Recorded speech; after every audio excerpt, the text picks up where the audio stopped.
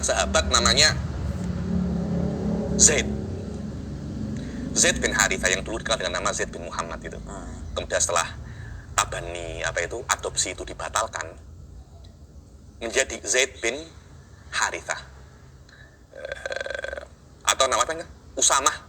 Zaid bin Harithah, dia mempunyai anak namanya Usamah bin Zaid.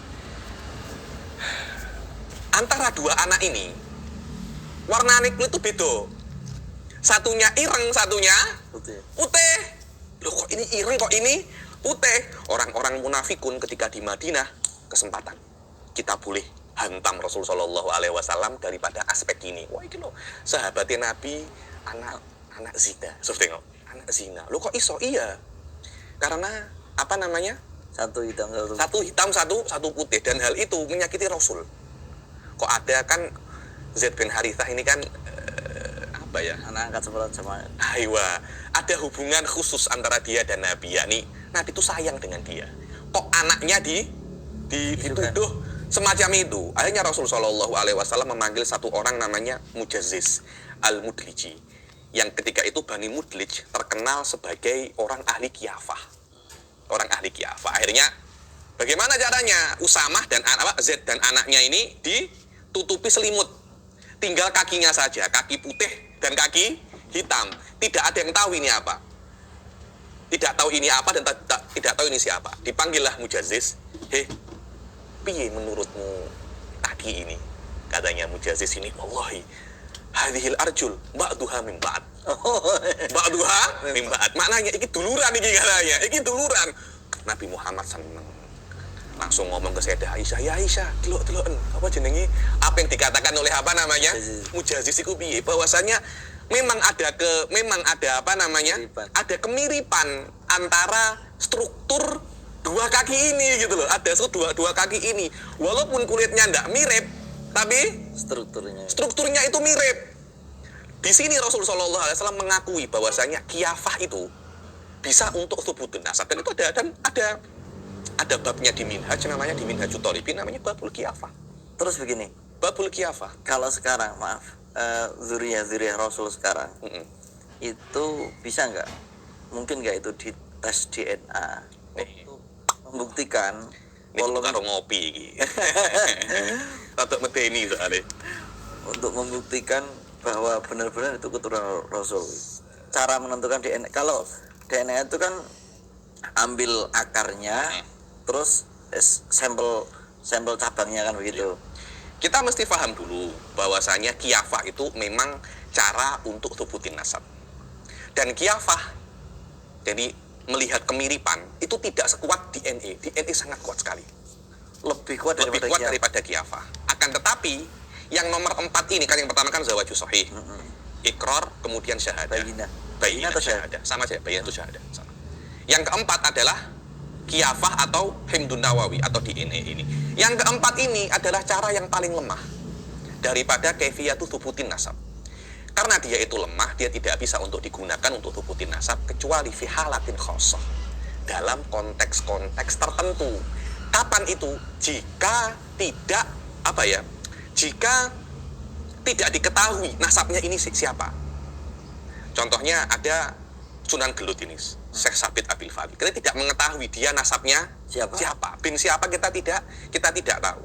Dan itu masih masih kecil. Kemudian ada orang yang mengklaim Sabit adalah anak saya. Oh, ini adalah anak saya. Ketika itu ada dua orang yang mengklaim bahwasanya Sabit itu anaknya, satunya Abdul Khalik, satunya Abdul Jabbar. Ini saling mengklaim. Ini Sabit bin Abdul Khalik atau Sabit bin Abdul Jabbar dalam konteks ya.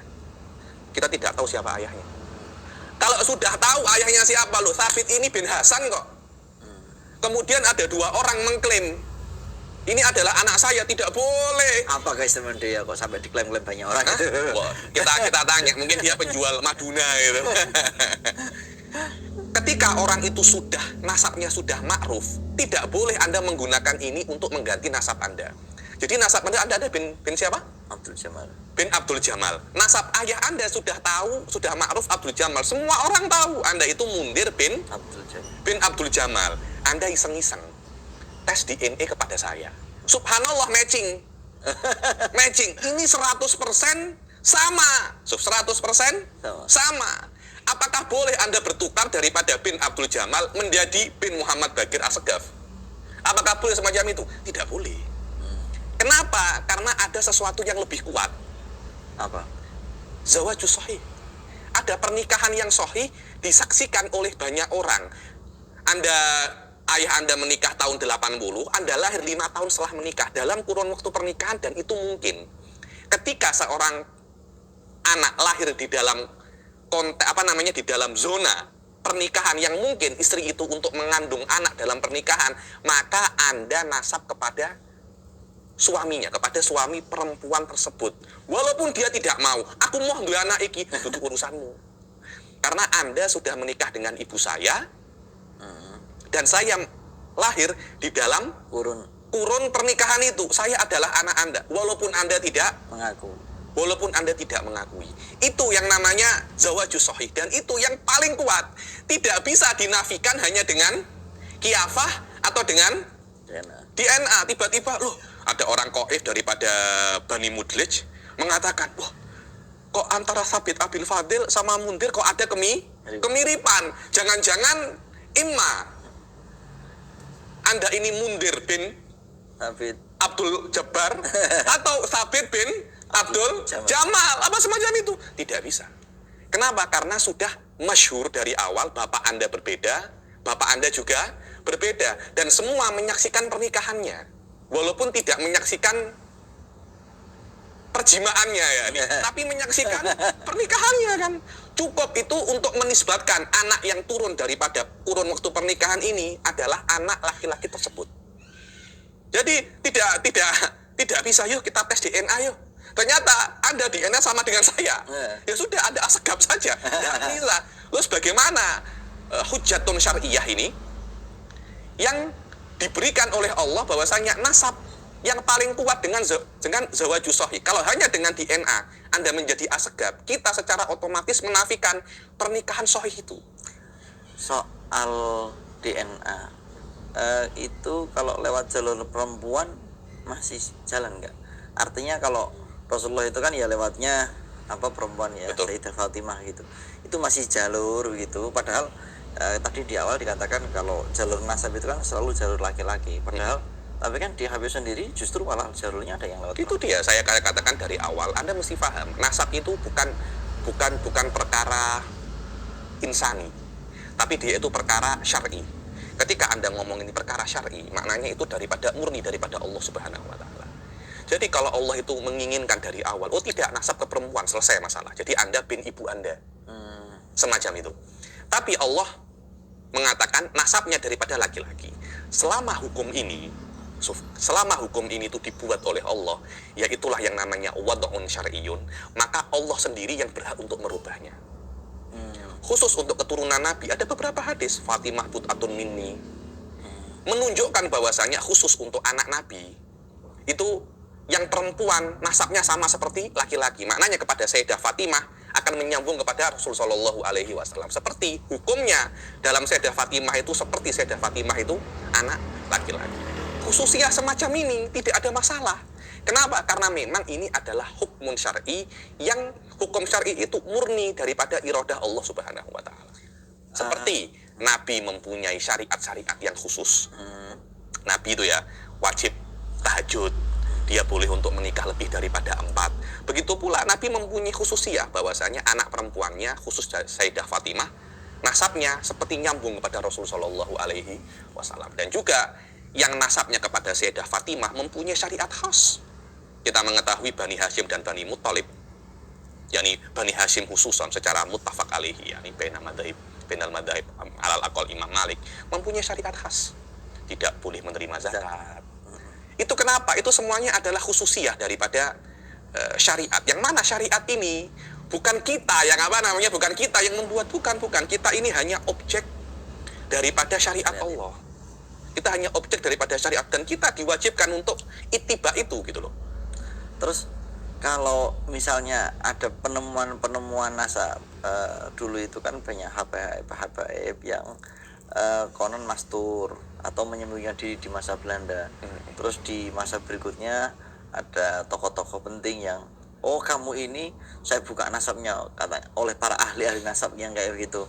Kamu ini bin ini ila Rasulillah itu. Ini kan keluar dari 4 metodologi yang telah dijelaskan tadi. Ini berarti bagaimana kalau ada orang di tahun 2023 mendadak Habib gitu karena berdasarkan Kelihatannya banyak semacam itu mendadak Habib itu. Bukan mendadak haji ya, mendadak Habib itu. Mungkin wallahu alam, saya kira kita mesti membedakan antara dua perkara, antara subut wal isbat ya. Antara subut wal isbat. Subut itu fi nafsil amr. Isbat itu kepada orang lain. Jadi mungkin ada orang-orang itu Habib. Saya beri contoh, ini Sunan Gelut. Sabit Abil Fadil. Fi nafsil amr, mungkin dia itu Habib. Mungkin, saya tidak tahu ya. Mungkin dia itu Habib. Kenapa? Karena ini seorang soleh, Masya Allah, pengikutnya banyak. Mungkin dia Habib. Fi nafsil amr. dilihat hidungnya juga panjang. Dilihat mancung, ini mungkin dia Habib. Tapi kita tidak boleh muamalatal Habib. Karena seorang Habib itu mempunyai hukum-hukum yang khas. Bukan kita yang menginginkan loh. Di dalam fikih Islam itu ada. Jadi dalam masalah kafaah, di dalam masalah zakat, bahkan di dalam masalah politik itu pun ada. Dalam masalah politik itu ada hukum-hukum khas. Di dalam masalah humus dulu di zaman syariat Islam masih ada. Perang. Apa? Harta Rampasan perang itu habaib mendapatkan bagian, bukan habaib ya, keturunan Rasul mendapatkan bagian, tidak mesti habaib ya. Habaib itu sebagian daripada keturunan Rasul. Maknanya ada beberapa kewajiban dan hak yang khusus bagi keturunan Rasul yang tidak ada bagi orang-orang yang lain. Dan itu adalah keinginan Allah untuk para keturunan Rasul. Kenapa? Itu kenatanya Allah Subhanahu wa taala langsung. Kita ini bukan menginginkan semacam itu. Ini adalah objek. Kita ini adalah objek hukum daripada Allah. Semacam itu. Di dalam masalah subut, kita mungkin bisa untuk mengatakan, oh Kiai Fulan itu Habib. Oh keturunan Sunan Fulan itu Habib. Sabit Abil Fadil itu Habib. Fi nafsil amr.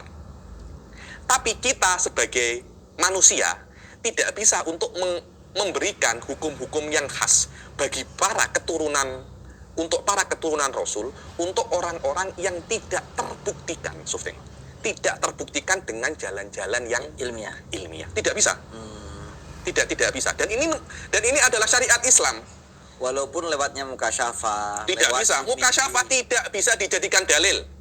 Saya mimpi ternyata Said Abil Fadil itu asegab. Tidak bisa. Habib Sabit Abil Fadil asegab. Tidak bisa. Kenapa? Loh saya mimpi kok, saya wali. Tidak bisa. Karena mimpi, saya kasyaf kok.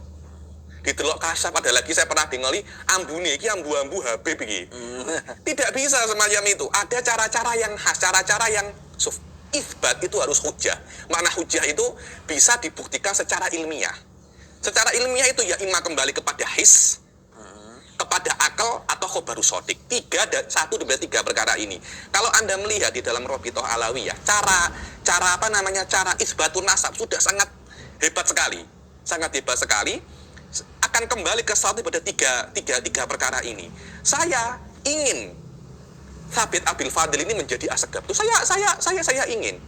Akan tetapi kalau Anda memang ingin menjadi asegab, silahkan datanglah ke Anda apply. Login. Anda login. Ada caranya login, seperti Anda masuk Islam, ada asyhadu alla ilaha illallah wa asyhadu anna muhammadar rasulullah. Ketika Anda bukan muslim, walaupun Anda percaya Allah, saya tidak boleh memperlakukan Anda sebagai seorang muslim ya. Loh, jadi di dalam hati saya sudah beriman. Udah kok.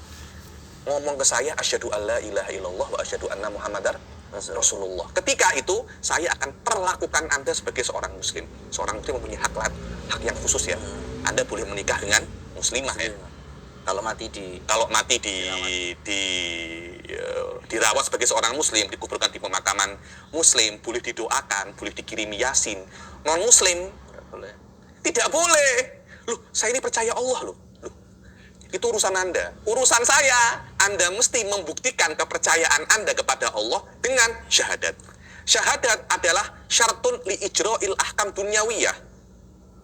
Fi nafsil amr, Anda muslim, bukan urusan saya itu urusannya Anda dan Allah itu. Saya kira disinilah khilaf antara Islamnya Abu Thalib atau tidak.